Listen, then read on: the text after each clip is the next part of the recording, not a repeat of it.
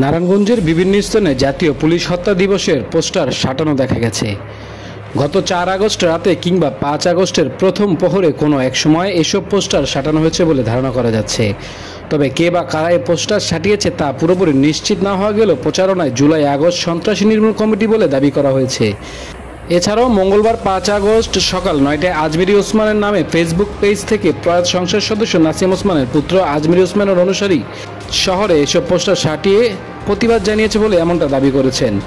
Facebook পোস্টে কিছু ছবি সংযুক্ত করে লেখা হয়েছে, 5 আগস্ট জাতীয় পুলিশ হত্যা দিবস উপলক্ষে প্রয়াত এমপি আলহাজ নাসিম ওসমান সাহেবের একমাত্র পুত্র, যুব সমাজের অহংকার শ্রদ্ধেয় আলহাজ আজমির ওসমান সাহেবের অনুসারীরা শহরে বিভিন্ন স্থানে জাতীয় পুলিশ হত্যা দিবসের পোস্টার লাগিয়ে প্রতিবাদ জানায়।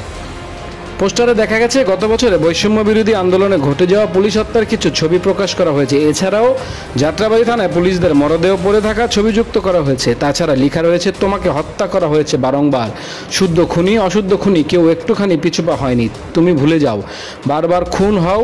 এদিকে 5 আগস্টে জুলাই গণঅভ্যুত্থান দিবস উপলক্ষে 5 আগস্ট সাধারণ ছুটি ঘোষণা করা হয়েছিল। দিনটি ঘিরে নানা কর্মসূচিও করতে দেখা গেছে নারায়ণগঞ্জ জেলা প্রশাসনের পক্ষ থেকে। এছাড়া যে কোনো নাশকতা এড়াতে প্রস্তুত ছিলেন আইন শৃঙ্খলা বাহিনীর সদস্যরা। লক্ষ্য রেখে আমরা র্যাব 11 নারায়ণগঞ্জ চাষারা মোড়ে চেকপোস্ট পরিচালনা করতেছি এবং যাতে এই